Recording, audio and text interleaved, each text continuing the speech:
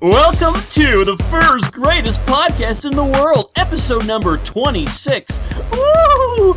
We're getting old. Oh, you guys are gonna love it. We have so many cool furs. We have Alex the Wusky, Brenda Banks the Drag Queen, Koda the Fox, Koss the Sabertooth, me, I'm Khord Kitty, Lav Fox, Lenoh Cat, and Samhain the Dark Cat. Oh yeah, it's gonna be so fun. I love it. And suddenly Khord Kitty was Duffman. Oh yeah! Oh yeah! Oh yeah. So let's learn a little bit about our guests. Ooh, let's start with a darkie. Well, my name is Samhain the Dark, and I'm an internet reviewer. I look at bad movies and make fun of them and put them online. That's a good idea. Yes. You know, I have this idea.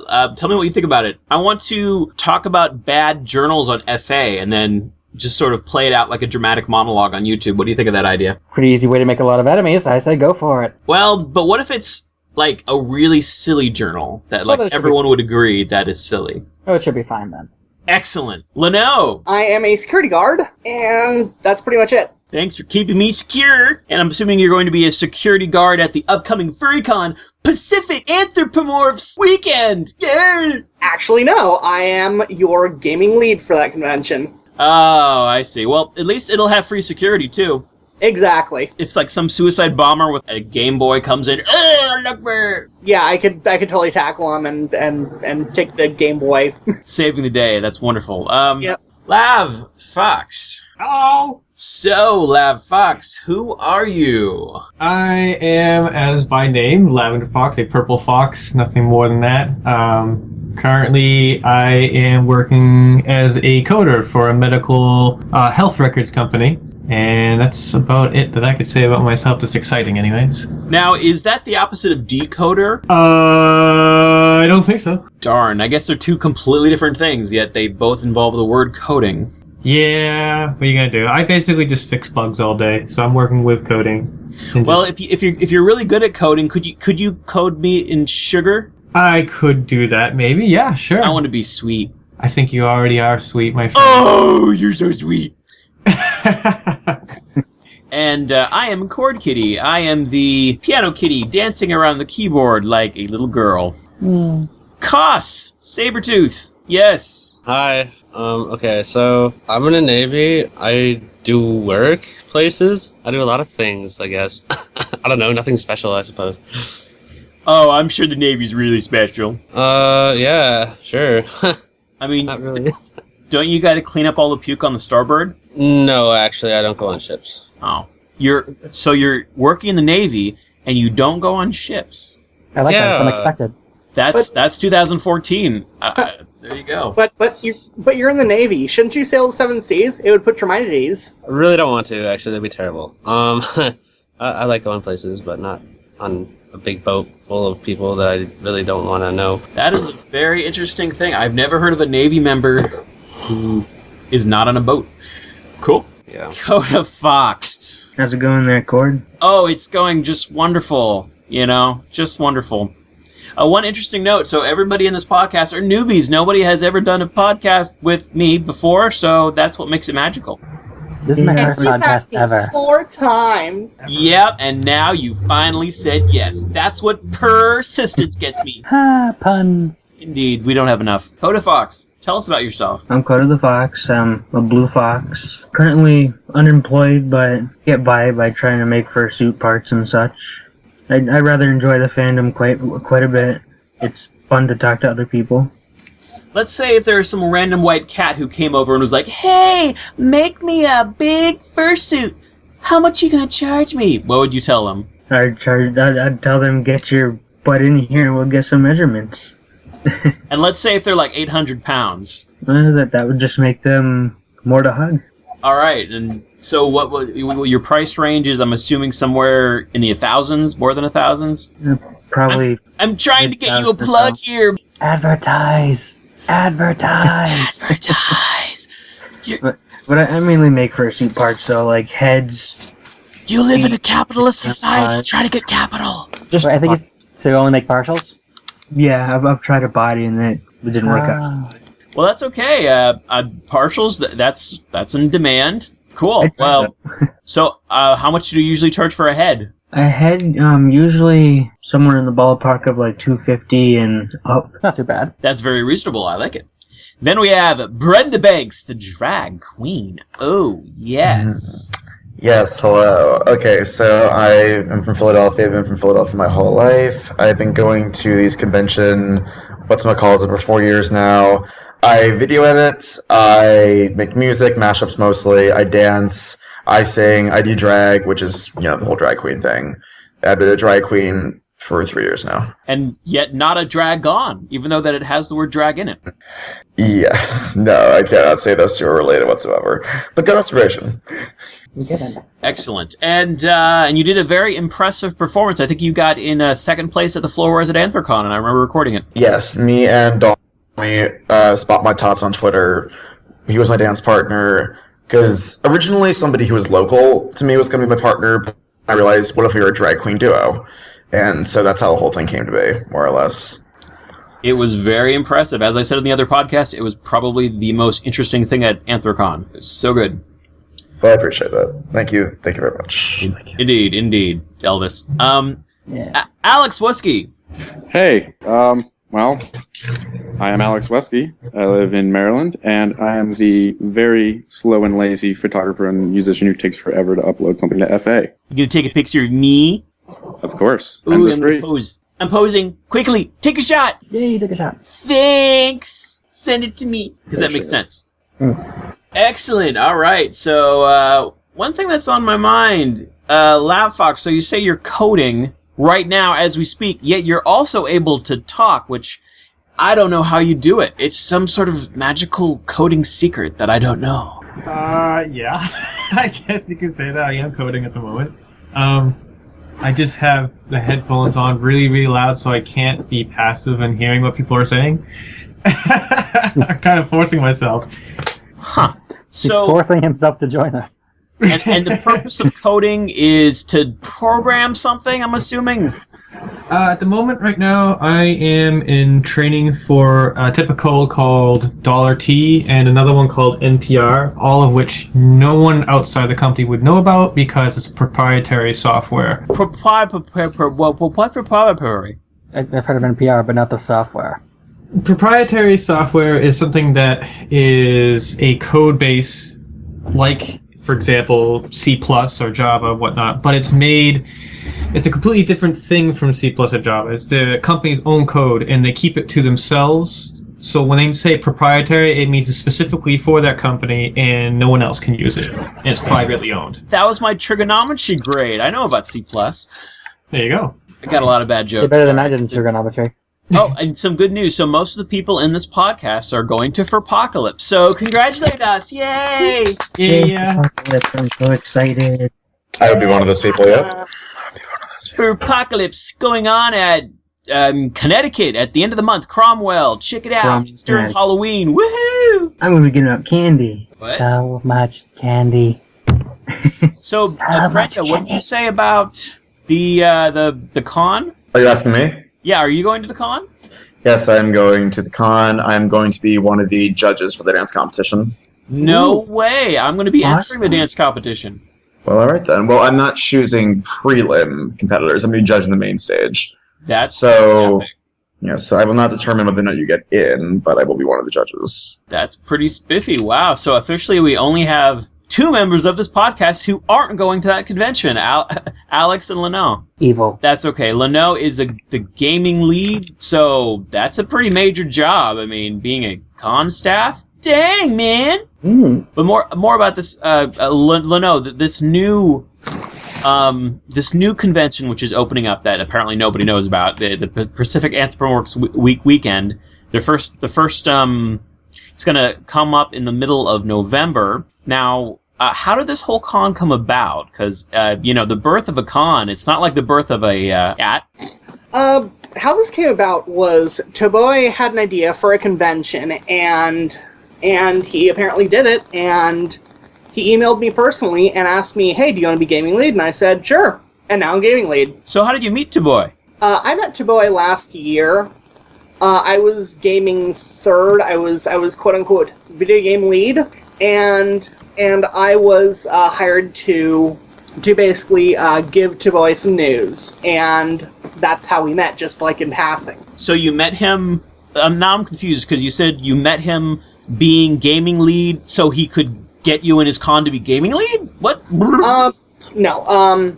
We met each other in passing, and I guess that he heard that I had some gaming knowledge, and so after that convention, he had apparently opened up his own convention and emailed me and asked me, hey, do you want to be gaming lead? And I said, sure, why not? Now that confuses me even more, because what furry doesn't have gaming knowledge? You'd be surprised. I guess I would be surprised. Almost every fur I know is more of an expert on gaming than I am, and I am not. There are a few furs, I mean, rarer than hen's teeth, but... Huh. Well, there we go. So, that's coding. So, Lenoh, your topic is Halloween costumes. Now, I hate to admit, at a particular age, I was like, you know what? I'm done with dress up. It's just, when you're living in New York City, people just don't trick or treat, because it's like, what, do you go to inside the apartment building and go to, every floor? Like, nobody does that here. Well, I mean, what is fursuiting? It's just dressing up for Halloween every day. Well, I don't fursuit every day. I fursuit, at cons. But you have a structured place where you can dress up.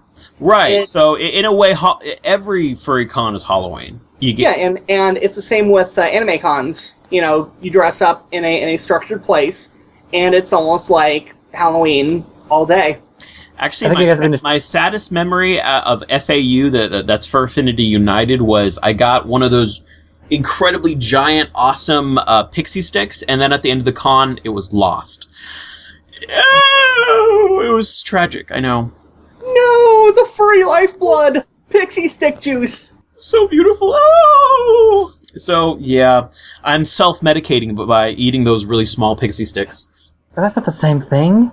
I know! It is never the... It's like getting off heroin by doing methadone. It's not the same thing at all. But I will admit, once you do get one of those really giant pixie sticks, they're almost impossible to open. You need a knife or a sword or some sort of katana blade. Scissors. Or even something like a pair of scissors. It's so weird. I use my teeth. Ooh, that's pretty tough. The teeth. I think I've tried the teeth, and that's it's difficult, but yeah, I think that's the only way I've been able to do it without a, proper scissors. Use a meat cleaver.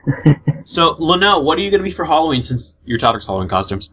I'm possibly going to be working, which sucks. Wow, that's depressing. Are you allowed to go to work dressed up? No. They have actually said, you can't wear any masks or anything.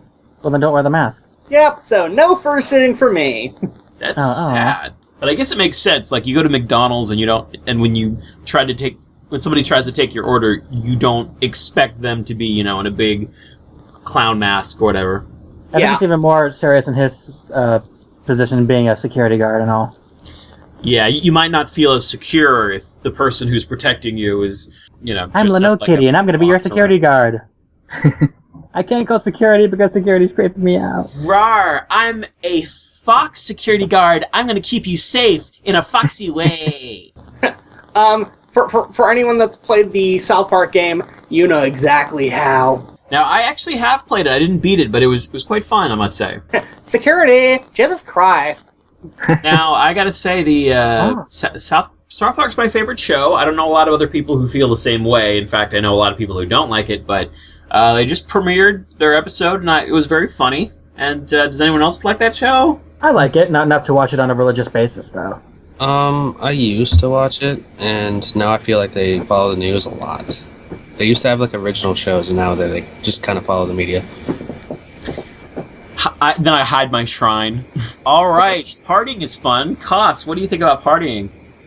You were at FAU, right? Yes. Yeah. Okay, do you remember a room on the 4th floor? I probably was there, yes. Okay, so one of our buddies, named Jared Bear, he actually hosted a room party, and there was about 40, 50 people there. We had Kudos over there, we had Grey Okami, we had Rad Fox Rad. There was... was that the shirtless one? There was somebody shirtless. Well, there's this one party I went to, and everyone was shirtless except for me. And I just was like, no, I don't want to take my shirt off. Stop. Yeah, maybe I should start going to FAU. Give me my free alcohol and leave me alone. There are much better conventions than FAU. I will say that much. But the only reason I don't go to FIU is a form of protest. Same. Well, yeah. I mean, I kind of have a bias against little cons because, well, the first little con I went to, Califer, I didn't really enjoy myself. I just don't want to support the owner of Fur Affinity, more or less, but that's just me. Oh, no, trust me, it's not just you. I've heard just almost everyone say, oh, I don't want to support Dragoneer. And it used to be only 10 miles from my house, but regardless. So, Khord, if you don't like little cons, I can assume I can't expect to see you at Anthro New England. Anthro New England? I didn't know that was a con. I don't even know what it is. Where it is. It's starting this February in Cambridge, I think. Wait, Cambridge is in Massachusetts? Just outside Boston. Jeez. Does it have a dance competition? Don't they all? No, they don't all. What?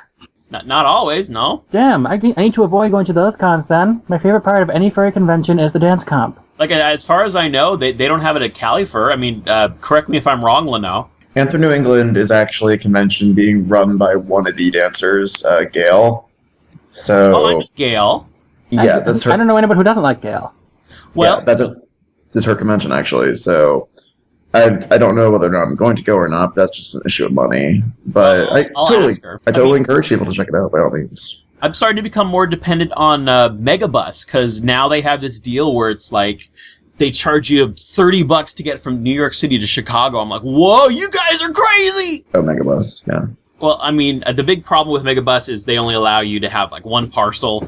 Like, and the first time I used it was to Anthrocon and back, and of course I bought a whole bunch of stuff, and my paws were full of bags of stuff, and they were all like, you can't have that, but, whatever. Well, what were they going to have you do? Leave behind all your souvenirs? Yeah, it's like I purchased a ticket. Oh, well. So, Koss, what do you like about partying exactly?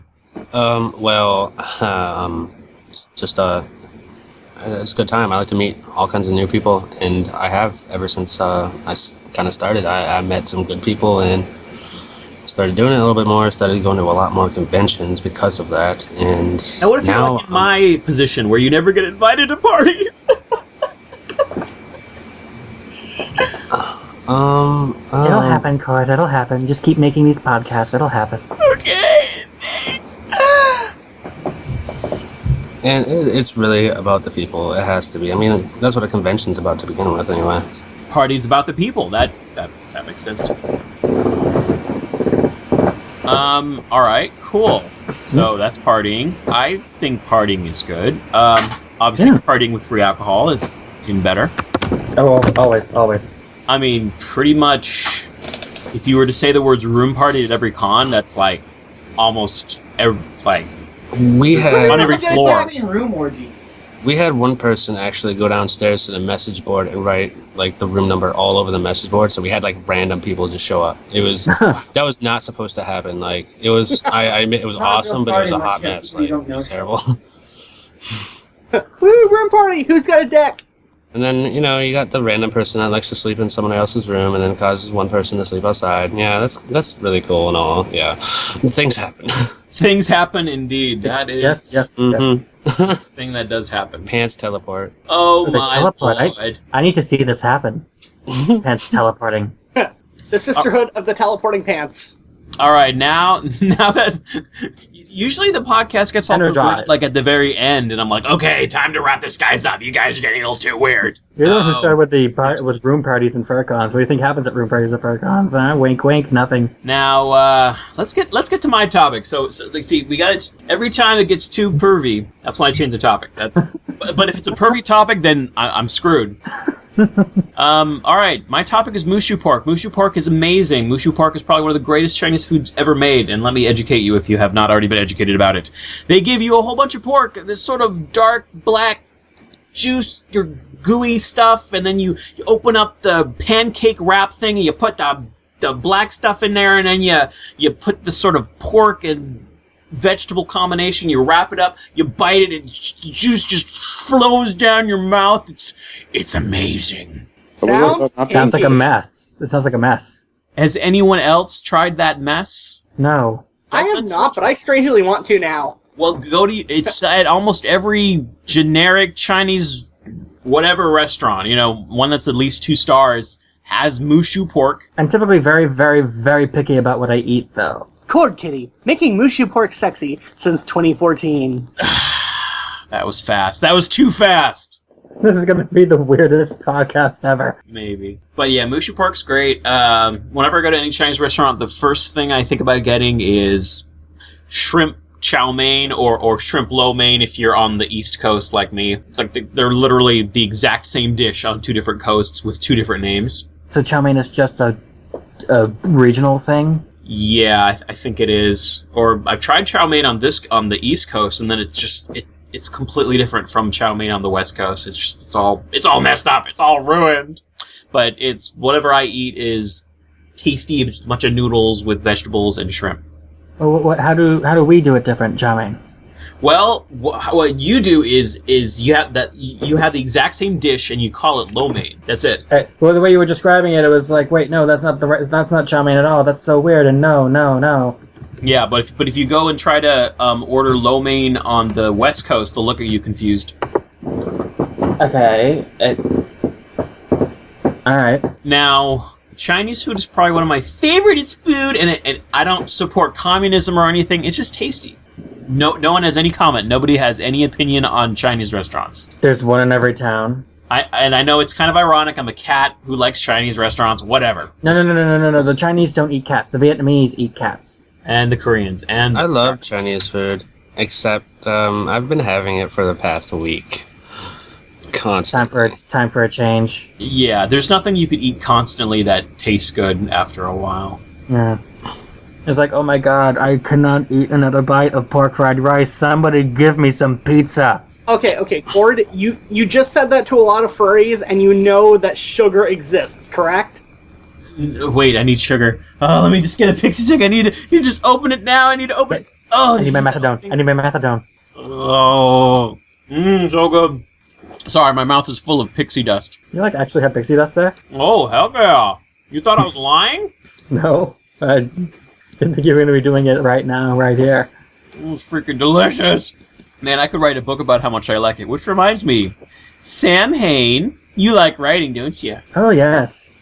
So what sort of stories do you like to write? Right now I've got a bunch of things in the works. There's a friend of mine who asked me to write a backstory for his main persona. My friend, who's actually going to be making an appearance in one of my videos pretty soon, his character is a fox who is also the king of his own nation, and is also a werefox. So sometimes at random, he'll just start changing shape and become this huge, hulking brute. And while I'm writing this, I'm thinking to myself, how the hell am I going to make this work? You can't have a king who will just at random become this monster. So I decided to make him kind of like a Marvel mutant. Marvel mutant? Mm-hmm. Like one of those mutants from Marvel. Sounds cool, but I've never heard of a werefox. That's uber original. Really, you haven't?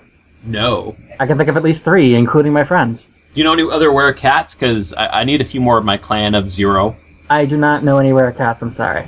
Oh, yeah, that's I guess rarer than a werefox. Werewolf's a dime a dozen. Oh, well, yeah. But no complaints about that. So if you do writing a lot, I'm sure a lot of people will just jump to you for RPs, and then you have to correct the grammar. Actually, sometimes I do. The inner grammar Nazi in me, they'll put the comma in the wrong spot, the apostrophe in the wrong spot, or they'll spell a word wrong. I'm like, oh god, I have to correct them, but I don't, because if I do, they'll hate me. Oh, you're mine forever. You're spelled like Y-O-U-R. No. It makes me spasm. I mean, admittedly, I try to ignore my personal grammar Nazi, because the way I see it, if somebody just doesn't really care about grammar at all, then let the world see and just view it and judge them, because come on, if you pass through school, you got no excuses. Yeah, pretty much. I mean, you don't just, I can make all the mistakes I want. I got a GED. Like, what? No, that's not how this works. A GED. See, this is my GED. A GED. I'm gonna use it to join the FBI. Either nobody got that or that was not a funny joke. I got it. Excellent, thank you. I love the FBI. A spy on my. What about the KSA? Yeah. Or the NSA? Bye. Wait, no, not Kia. The Sia. All right, so let's go to the next topic, photography. Alex, so I think photography is great. I mean, I'm more into videography, but my mom actually took pictures of horses professionally for a bunch of years at a racetrack. Uh-huh. But then she stopped when the local racetrack shut down, and then it actually would cost her more money to travel all the way from San Jose to San Francisco to take pictures of a bunch of horses. Oh no! But, I have actually been questioning. I always would be a photographer, but I'm starting to try and move more into videography myself. Yeah, I mean, man, I keep thinking about Kiba Wolf's videos and how he has a amazing, magical 4K quality camera, and I asked him, how much does it cost? Which model did you get? And he never answered those comments, and now I'm like, I'll never know. I'm probably the only person you know who's crazy enough to save up a lot of money and get a 6K camera from Red. Wait, 6K? Mm-hmm. What? As far as I know, 4K exists, but 6K is just a myth. A camera company called Red Cinema Cameras, they create ironically, the camera's name is the Epic Dragon. It has a full frame. Well, let me just put this in easier to know newbie terms. They have a 6K camera for about $50,000. $50,000. It's a little ridiculous. Lord of the Rings. And you're saving up for it, but you're way younger than me. Yeah. What? I haven't started saving up because I don't have a job. Oh. But I'm doing some major job searching now, so You'll eventually acquire that much money in no time. They'll probably come out with 8K by then, but I mean 6K, oh my god. So does the way it works, so it's down at 1080p and then it goes up to 4K and then it goes up to 6K? It's got every resolution in between and it shoots in RAW. Jeebus, that sounds dangerously crisp. Yeah. Now, but what range would you say the 4Ks are? Because I'm a practical, normal, completely just... I want a camera that it makes really crisp, nice, sharp, but I don't want to be Mr. Fancy Pants. Look, I've got 8 lenses on my camera. Lowest prices I've seen is for not a full frame camera would be for 4K would be a I think they call it the Black Magic cameras. Those are for the entry level going into trying to experiment into 4K. Those are the real popular ones now. I am not sure the price. It's pretty cheap. It's around I think it's around 3,000 or maybe. 3,000 is cheap? Okay. I mean compared to the other ones you can buy. Well, yeah, I haven't seen the price. 3,000 is pretty cheap. I just bought my own house. You know what? I like the prospect of waiting until it is more cheap. Yeah. How much would you say to buy something that's been used, like a used camera? Mm-hmm. Now, Alex. Now you're in Maryland, which is awfully close to Connecticut. Am I wrong? Yeah. I'm wrong. You're not wrong. Yet you don't want to go to the coolest, hippest, newest con in the whole world. I am trying. I am going to be. I'm trying to get a friend of mine to go with me. Otherwise, I'm too. So many furries around me. I'm sorry, I completely forgot. You said that you don't have any money at all, so I will... That too. Yeah, I'm not gonna push you, obviously, if you don't have money, because, I could empathize with that. Money is important, but not everyone has it. Some of us have to earn it or steal it.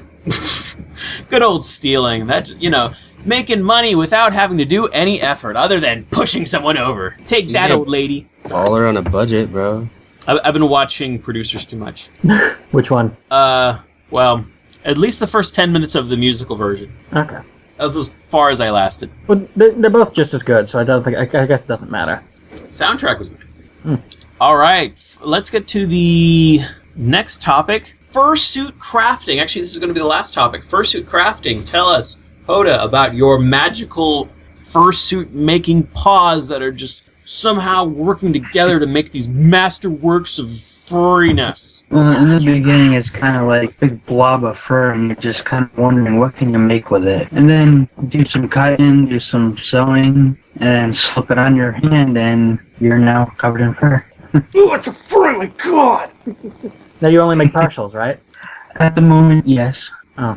I need to work more at making hand paws, though. Recently, I failed too many times. Because I have a fursuit in mind, but it's so hard to describe that I'm worried that if I ever get a fursuiter who's going to make it, they're going to be like, I have no idea what the hell you're talking about. But yeah, Koda, once you've mastered it and you get a bit more demand, you could start raising your prices, and then suddenly it's going to be like, oh, I can't afford the Koda, Pa! My life is over! So, just as I was listening to you, other awesome people, I was actually finishing up a leg sleeve for one of my fursuits that I was supposed to make it last year before the con, but I never got to it. You know, I wanted to perform at the Masquerade, but I think the signups got wrapped up. What I did recently is I ordered paws especially made for playing piano, but unfortunately I had to send them back because they didn't extend over my wrist. Oh no, I can't stand that with paws. They have to cover the wrist. Yeah, so I sent that back I think yesterday, and who knows when it'll come back, but it doesn't really matter because I'm probably not going to be performing in the Masquerade since I missed the sign-up date. Oh, that's a bummer. Is anyone else performing in the Masquerade or anything? Sadly, no. For Apocalypse? Yeah. Pardon the pun, as much as I'm letting the cat out of the bag, I am due to be in it. Although I never really got the chance to practice my moves at all, so it's going to be pure, I'm not sure what the word I'm looking for, like right on the spot moves. I've not yet performed on a stage, so doing anything on a stage would be like way too nerve-wracking for me right now. That's the majority opinion, for sure. I've never performed on a stage, but hey, I'm going to be in a full suit, so just be out there, be cute, and mimic what you see. Yo, people, I'm known for my face, so I can't wear the suit. People are going to be like, I don't know who that is. Now, Brenda, you are so super duper gay. Are you going to be in the Masquerade? I mean, I wanted to choreograph something with Dolmy, but I'm pretty sure he won't be able to meet up with me before the convention, so we'll see. Were you saying his sign-up's already closed out, or...? I think it closed up like a month ago, but then again... who knows? You can go there in person, maybe something will happen. But really, for Apocalypse, it's probably going to be a really big con. I mean, it's... I hope so. They got rid of their attendance cap. I didn't mean They got rid of their attendance cap, so it's probably going to get much bigger. I didn't even know there was an attendance cap. Like, what is the purpose of an attendance cap Fur anyway? Fright had an attendance cap, maybe because they didn't want it to get too out of control like AC does. That's the only thing I can think of why they would ever do that. It's dumb because people... Here's the thing. They close registration super fucking early, so then... they just have people show up and not pay, which is completely pointless because there's 400 registrations not grabbed, so everyone's just going to come and hope they can get it, and it never made any sense, honestly. I'm trying to look for the numbers on Fur Fright for WikiFur, but I can't seem to find it. 1,500 was the attendance cap. Oh, but that's got to be tragic for the person who's like 1,501 who's like, okay, I'm ready to join. You're like, ooh, yeah, sorry. No, you didn't make the deadline. There are too many people already. Sorry. But, here, have a magazine. The way I see it is if there's so many people and it gets too big for the hotel, you just move hotels. I don't see what the problem is other than the whole complexity of moving it. The location in of itself has honestly gotten very tiresome. They should change it anyway, but what do I know? I've only been to I was only at Fur Fright, so I don't know too much about the location other than it's in the middle of nowhere. Well, Brenda, since they got rid of their attendance cap, maybe we'll eventually need to move to a new venue. That's true. Boston would be acceptable. I'm like, whatever. If it's near a megabus stop, I want to go there a lot more instead of having to beg friends for rides. Yeah, that's not fun to do. I've had to do that. It was not fun at all. It was actually very, very embarrassing. There's a reason why I ordered mine. It's just it sounds so hard and cumbersome, and I haven't built anything in my life. Well, I don't need to order anything because a lot of my friends are actually fursuit makers. So yeah, it's. I mean, I just wanted to give my money to someone and make them have them make some magic. Support talented people rather than make 5 terrible suits before I make a reasonably good one that I'm proud to wear on. Make me laugh. You're better at it than I am. Gosh, I mean, I guess technically, if I was to try, I'm sure I'd make something all right, but. I don't really want to try. That just sounds... I can just imagine you walking in there. Oh no, this arm is so much longer than the other. I mean, for me, that's kind of like someone going up to me and going like, "Hey, want to build a house? It's easy. Here's the book. You just take this one stick and you put it on the other." And I'm like, "No, please don't." And look like they're going to start singing Schoolhouse Rock, and it's like, no, that's not how it works. Not that easy, please. They give you Don't make me instructions build and a like setting up a house. stereo. I mean, it feels kind of like a house. And there's so many steps to it, and you could do one thing wrong, and it makes the whole thing look freaky. Meow. What if freaky's what you're going for? That's how fun houses are made. All right, let's get to the amazing interview of the specialist guest ever, Brenda Banks, the drag queen. Woohoo! That would be me. Yes. Hi. Hello. How are you? Oh, hello. Hi. So I recorded you doing the what do you call it? What's the official name for it? Like the 2-on-2. The 2 versus 2 Floor Wars at Anthrocon. Yeah. And you guys were out of suit, but you were in a particular type of suit. We call it drag. Yes. And you guys did amazing. Like, I think everyone was looking at you and you're like, "Oh wow, drag queens, that's new." And then you just blew it away, and I was like, "What the heck?" I mean, I have actually competed in Floor Wars and drag several times before, but I think it was just more or less the chemistry between me and my partner was what like had people going crazy. Because let me tell you, frickin' Dalmy, my partner, he is out of this world. So I think that had a lot to do with it, more or less. Yeah, I mean, I keep thinking about that. There was this moment where he did this freaky flip, and then he landed on his knees, and it was like, as far as I know, he didn't have like any like kneecap protectors. I'm like, how you do that? What the heck? And it just sort of, it's a lot of crowd pleasing elements. What he did was like he did a spin around while standing. He like lowered to the ground while like pretending to choke himself, and then did a flip while sitting down and landed on his back. And Ben just like put a hand in the air like, "I meant to do that, bitch." I was just so floored by the sudden move. I just like ran over and grabbed him. Just like slid across the floor and was like, "Bitch, you better work." So believe me, I was proud of him. Hey, getting floored at Floor Wars sounds very intentional. Yes, absolutely. But that was my first Floor Wars. I had never seen it before. Like, the whole custom kind of freaked me out a bit, because I'm like, oh, I feel like there's rules here, but I don't know what they are, and oh my gosh, he's dancing off the clothes. Oh god, it looks like this is a war. Oh no, wars end in death and blood and violence. What am I supposed to expect? Make love, not war. Yeah. No, this was the 7th Floor Wars that has happened across the country thus far. It only happens at AC, MFF, and FWA. So that was the 5th Floor Wars I'd ever entered, but the first where I actually got to enter with another drag queen. I think that was more or less, the key to why people enjoyed it so much. At least that's what I think. And we nearly won. We ended up going against Atsu and Sadie in the finals, who are making a documentary about to boot. So that was a little strange, but especially. No, hold on. You said somebody was making a documentary about.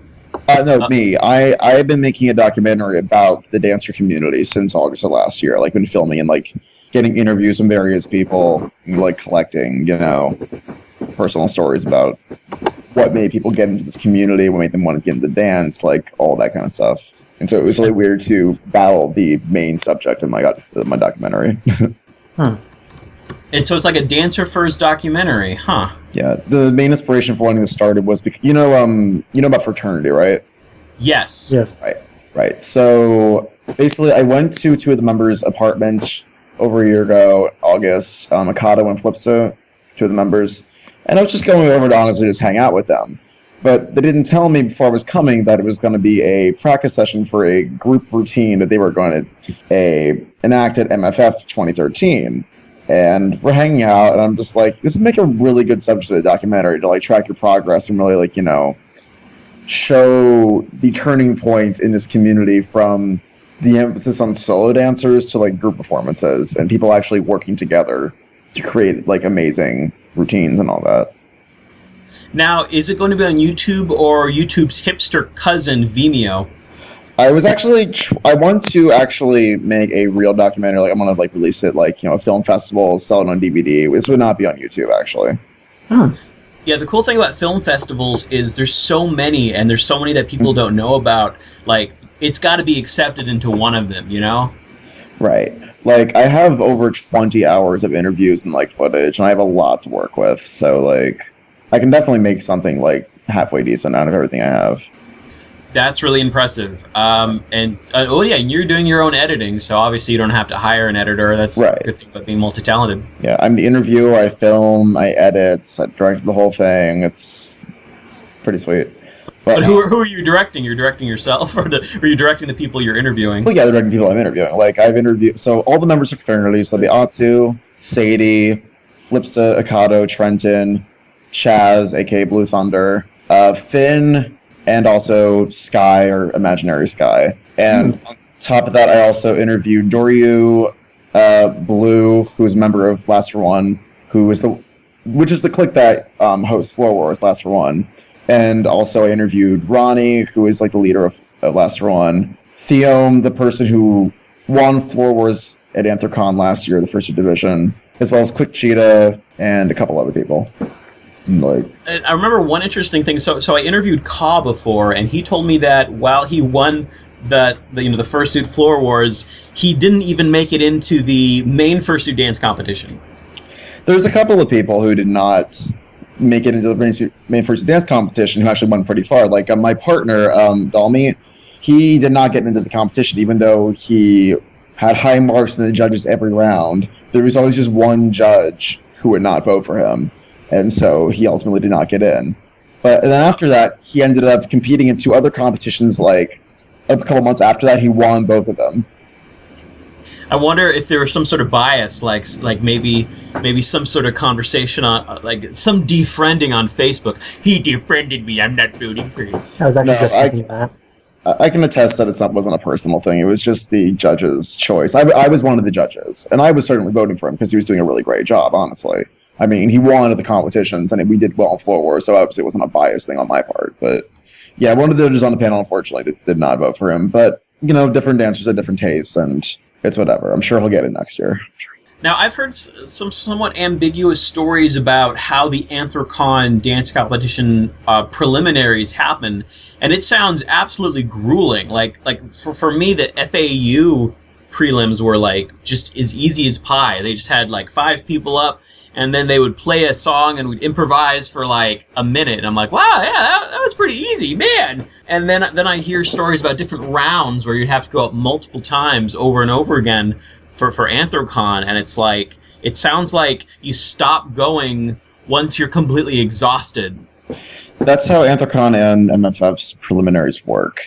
Yeah, Dalmi, by the third, he was performing in, he was exhausted, and he's like, I know I screwed that up because Nicki Minaj was playing. I was not going ham for some reason. He knew. Because Nicki, him, and my girl, I love Nicki Minaj very much. But, for dancing, her music is perfect. But unfortunately, he was just so winded by that point. Because, yeah, the prelims are very, very strenuous, to say the least. So you would say it's possible to get into the Anthrocon dance competition if you just literally never stop. You just keep auditioning over and over until there's just blood spurting out your eyes. Or is it a little bit more complex than that? I mean, that was the first competition he ever actually auditioned for, period. And he did really well in the preliminaries. Just like I said, he couldn't seem to impress one of the judges, which is, that happens. But clearly he's a huge talent. I mean, I remember when I was at Megaplex, my partner won at Megaplex and at Indie FurCon. I remember when I was backstage with JD, who was also one of the people I interviewed for the documentary, and he's just watching Dalmi, and he's just like, you should stick with that one. I'm like, I will. Because boy is talented, let me tell you. Boy is talented. Yeah, JD Puppy, right? Yeah, JD Puppy. Yeah. But from what I remember, he retired from the whole organizing of the Anthrocon dance competition. So what's his function going to be now? Is he even going to be going to it? No, he'll certainly be there. I don't know what exactly is happening. I am certainly happy to continue helping with it next year because I don't do fursuit dancing, so they're not losing competitor by me, volunteering my services. I don't own a fursuit. I don't wear a fursuit, so it's not a huge deal if I'm a judge. and you got to be a little bit judgmental, like a little bit critical when you see it. So when you see fursuit dancers, there's always probably something in your mind saying, "Oh, I like this. Oh, I don't like this. A little bit of judgmentalness, right? I mean, like, ever since my first convention. Okay, well, FAU is my first convention, but Anthrocon 2010 will say my real first convention because FAU is not a real con, let me be honest. But I've been going to these dance comps ever since I started going to conventions, and that's always been a highlight for me. So I've seen a lot, and I watch a lot of real-world dance competitions, and battles and such, so, and just, individual performances. So, yeah, I'm mentally, yes, I am very judgmental. But that's just only because I know just how amazing somebody could be. I just want everybody to, hold themselves to a higher level of excellence, myself included. Like, I always am striving to be a better dancer. Because, people love to see a good performance. And I love, encouraging the best out of people and trying to actually wow some people. Just figure out what makes, the crowd, shit themselves in excitement. For me, the first time I saw like a fursuit dance competition, or whatever, was Anthrocon 2013, and when I saw it, that was like probably my first exposures to hip hop dancing. So then when I heard about other fursuit dancers looking up to just famous dancers, I'm like, I've never heard of these people, and I had to sort of look it up. So I found something called the World Hip Hop Dance Competition, and it's like a lot of group performances, and it was crazy because it had this. Like the winning group this year was like a group of, oh my gosh, it was like 30 Asians on the stage just doing these crazy quick moves, and this one guy flipping his baseball cap, and it like flips around and lands on his head. I'm like, wow, this is crazy. So there's two that you kind of mishmash there. So there's World of Dance and there's Hip Hop International. Okay, you said World of Dance, that's fine, you're fine. But yeah, those are the two of many competitions that go on around the world, because like there's different iterations of it across the country. And yeah, in my interviews I learned that a lot of the dancers have a lot of real world dance inspirations, and I really do take their craft very seriously. Like people like Ray, for instance, who I did not get an interview, but like he is a big inspiration to me personally. Like he battles in a lot of like real world competitions and battles in Portland. He has a lot of credentials and skills, and like there's a lot of the dancers in this community, are very legit, and like people wouldn't like know that if they just assumed anything about them. But the higher ups in this community definitely are very, very passionate and take this shit very seriously. I can attest to that much. The best advice I can give anybody trying out for a dance competition is always just obviously practice. But like one thing that some people always should do is just practice your fundamentals and foundations, and like have a good building block to build off of. Because like the best performances in competitions, period, there's two things, maybe more than two things, but obviously having a very dynamic performance. I think my favorite performances are performances with lots of like variety in the mix, like showcasing lots of different types of moves and stuff. But also coming up with original concepts in dance are very important, I think, because like it lets you like stand apart from everything else. Like, and it's that much harder to figure out what original is unless you're kind of educated with the whole just seeing a bunch of dances and being exposed to it in the past. Yeah, one thing I tried to come up with in Floor Wars this year was so I do bone breaking. That's one of the styles I incorporate in my dancing. And I know, like in between rounds, me and Dommy would go into the back because we didn't honestly prepare it all before we performed because we were on the wait list originally. So when they called us up as being in, we were like, holy shit, now we actually have to think this through now. Oh, God. Like before we started, I'm just like, I know we're not actually supposed to go perform, but getting dragged just in case we do get called up, just on the off chance. And it's funny because we only got to go up because my roommate, Ray, who was the first ever Floor Wars winner, ended up being 1 minute late to show. So when he did not show up on time, and the next person on the list also was not there, they ended up giving it to us, and I'm like, well, damn. And literally the entire room cheered just because we had been announced as being in the competition. We had not done anything yet, and they were already like really fucking pumped, and I'm like, oh God. Okay, we need to actually think of something now, don't we? I mean, who doesn't like drag queens other than, I don't know, James Dobson? James Dobson? Oh, you know, James Dobson is one of those super duper hardcore, I hate gays, blah, blah, blah. He has a radio show called Focus on the Family. Oh, I see. He sounds like a delightful individual. No, I'm familiar with a lot of anti-gay rights individuals. Just not him in particular, but he's like the king of them all. Like now that Fred Phelps died, Right, like James Fred Dobson is the current king. yeah. I mean, I love drag. Like, I know in this community there is a large subset of what I'll call, well, not what I'll call, but with the people that call themselves femboys, and I think it's very important to make the distinction it's not the same thing, because usually, like, people, quote unquote, femboys will just, wear, certain articles of girls' clothing and be like, am I pretty? But like drag is like a really, like, fully committed to the act of like trying to impersonate a woman, or just, or a man if you're a drag king. Yeah, like, I would definitely love to see more like drag queens like in this community. Like, since I started doing drag 3 years ago, I've definitely noticed more and more people like getting into it and like actually trying to be drag queens, which I think is really awesome. Because like when I started, there was absolutely nobody doing it, and like in the last few years, I've seen such a boom, and it's been honestly awesome to see people trying to step out of like this whole femboy thing and actually trying to turn it into a real art craft and actually pushing themselves to do something amazing. I am completely outside of the world of drag queen stuff, but have you seen A Normal Heart, the movie on HBO? I have not seen that, no. Oh, let's see. They had a few drag queens there. What is it about? But I was at the filming and I did this one dance thing in the beginning, but it wasn't legit. It was just like jumping around and going like, but yeah, that's it. I mean, I think a lot of it has to do with the popularity of RuPaul's Drag Race. I'm definitely not going to take personal credit for there being more drag queens. I mean, like a couple I'll convert myself, but like that was something I personally had a hand in. But and obviously, I love to expose people to RuPaul's Drag Race, which for people who don't know is a reality show that airs on Logo. And I like to tell people it is legit the most real talent competition that exists, because the people on the show have to be able to good at 5 different things. They have to be able to sew their own costumes, have to do their own makeup. They have to be able to dance, sing, and be funny. That is a lot of talents to have in one person. And lip syncing, you forgot that part. Oh, well, yeah, sure. But I mean, I realize some people don't consider lip syncing as much of a skill. I mean, I do, but after seeing Ashley Simpson, yes, it is.